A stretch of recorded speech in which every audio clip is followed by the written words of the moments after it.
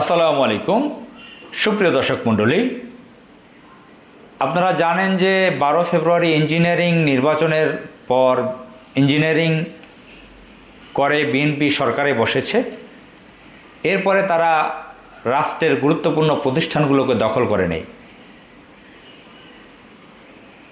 রাষ্ট্রের গুরুত্বপূর্ণ প্রতিষ্ঠানগুলো, স্বায়ত্তশাসিত প্রতিষ্ঠানগুলো পর্যন্ত তারা দখল করে নেয়। দুদকের লোকরা পদত্যাগ করতে বাধ্য হয়, মানবাধিকার কমিশনের লোকরা পদত্যাগ করতে বাধ্য হয়, আরও বিভিন্ন কমিশনের লোকরা পদত্যাগ করতে বাধ্য হয়। পাবলিক ইউনিভার্সিটিগুলোর ভিসি পদ দখল করে নেওয়া হয়েছে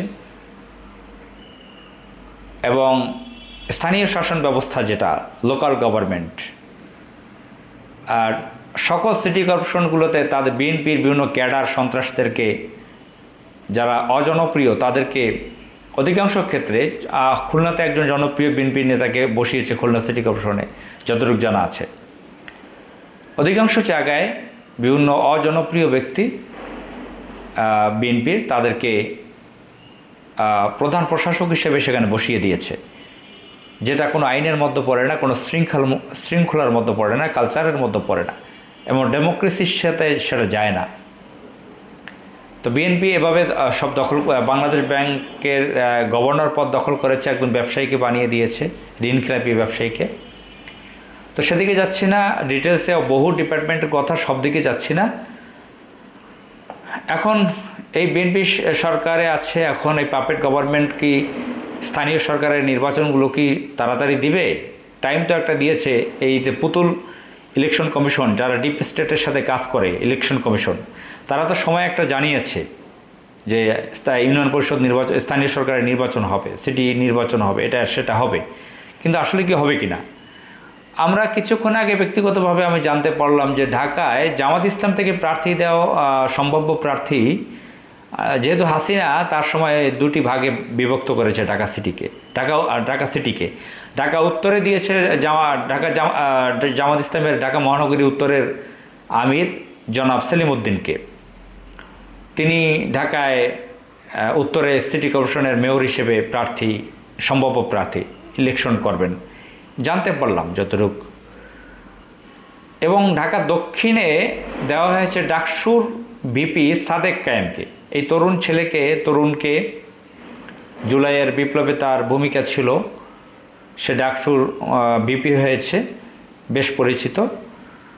তো এই ঘটনা যদি সত্যি হয়, আমি চিন্তা করি যে এনসিপির নেতারা কীভাবে কি নির্বাচন করবে। তারা কি একসাথে, এখন যেহেতু 11 জোটের মতো, জোট ছাড়া করবে না জোটের মতো করবে? জোটে করলে তাহলে আমি যে আসিফ মাহমুদ সজীব ভুইয়ার কথা শুনেছি দক্ষিণে করবে, কীভাবে কি করবে বুঝতে পারতেছি না। আবার ওদিকে বিএনপি শুনেছি যে সাদেক হোসেন খোকার ছেলে, যে খালেদা জিয়ার সাথে বেইমানি করেছিল, বিট্রে করেছিল, সে সংস্কারবাদী হিসেবে পরিচিত মরহুম সাদেক হোসেন খোকা, যার নামে দুর্নীতির মামলা ছিল। তার সন্তান অত্যন্ত উচ্ছৃঙ্খল, যে এখন মুক্তিযোদ্ধা প্রতিমন্ত্রী, সে এমপিও হয়েছে ইঞ্জিনিয়ারিং নির্বাচনের মাধ্যমে।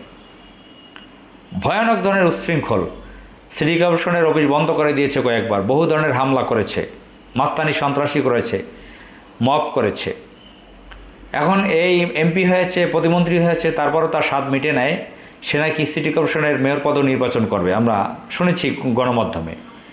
তো সেটা যদি হয়, এখানে আরেক তরুণ সাদেক কায়েম, ছাত্র শিবিরের নেতা এবং তিনি ডাকসুর ভিপি, তাহলে এখানে নির্বাচনটা কেমন হবে এই তরুণদের মাঝে? যদি সাদেক হোসেন খোকার ছেলে হয় আর এখানে যদি সাদেক কায়েম হয়, সাদেক কায়েমের তো পুরো দেশব্যাপী তার নাম আছে, সুনাম আছে, অনেক জনপ্রিয়। তো এখন সেখানে কি সাদেক হোসেন খোকার ছেলে হুমকি দেবে কিনা? জামাত ইসলামকে তো হুমকি দিয়েছিল সাদেক হোসেন খোকার ছেলে, ঢাকায় জামাত ইসলামকে দাঁড়াতে দেওয়া হবে না, কোট আনকোট। তো সাদেক কায়েমের বাড়ি তো পার্বত্য অঞ্চলে, চট্টগ্রাম অঞ্চলে, গ্রামের ছেলে। আর সে কি বলবে নাকি, তো আমরা ঢাকার, আমরা জমিদার, আমরা এলিট, তুমি গ্রামের পাহাড়ে অঞ্চলে, তুমি এখানে ঢাকায় নির্বাচন করবা কেন? তো জানি না কি হয়। এদিকে সেলিম উদ্দিনকে দেওয়া হয়েছে, সেলিম উদ্দিনের বাড়ি সিলেট, তিনি গত 12 ফেব্রুয়ারি নির্বাচনে পরাজিত হয়েছেন সংসদ সদস্য নির্বাচনে তার এলাকায়। এখন এটা কি ইঞ্জিনিয়ারিংয়ের মাধ্যমে পরাজিত হয়েছে না আসলেই ভোটে পরাজিত হয়েছেন? তো জামাত ইসলামের অনেক লোককে সমালোচনা করতে দেখেছি যে নিজের সিলেট এলাকায় নিজ এলাকায় পরাজিত হয়েছে, সে তাকে ঢাকার বিরাট এলাকায় কিভাবে মেয়র পদে প্রার্থী করে। আবার তাকে প্রার্থী করার আগে বিভিন্ন গ্রুপিং দেখেছি আমি, বিভিন্ন ধরনের ফিসফাস দেখেছি। অনেকে চেয়েছে যে ডাক্তার এস এম খালিদুজ্জামানকে এখানে প্রার্থী করতে, যে এখানে ঢাকা সদরতে এমপি প্রার্থী ছিল তারেক রহমান, সেখানে বিজয়ী হয়েছে। যদিও আমরা জানি যে ইঞ্জিনিয়ারিংয়ের মাধ্যমে তারেক রহমান বিজয়ী হয়েছে, মূলত ভোটে জিতেছিল ডাক্তার এস এম খালিদুজ্জামান। এটা পাবলিক পারসেপশন, শুধু আমার কথা না। অত্যন্ত জনপ্রিয় হয়ে গিয়েছিল এই তরুণ ডাক্তার জামাত ইসলামের। তো সেলিমউদ্দিন আমার যেহেতু সাংগঠনিকভাবে সিনিয়র কেন্দ্রীয় সভাপতি ছিলেন, ছাত্র শিবিরের দীর্ঘ বছর সংগঠন করছেন ঢাকা মহানগরীতে, এবং তিনি মারাত্মক ধরনের জুলুমের শিকার, একজন জেল জুলুমের শিকার হয়েছেন, অনেক টর্চারের শিকার হয়েছিলেন। শেখ হাসিনার আমলেও তার ঢাকায় পোস্টার ছাপানো হয়েছিল, তিনি প্রার্থী সালাম টালাম জানিয়েছেন ঈদের সময় তার ছবি দিয়ে।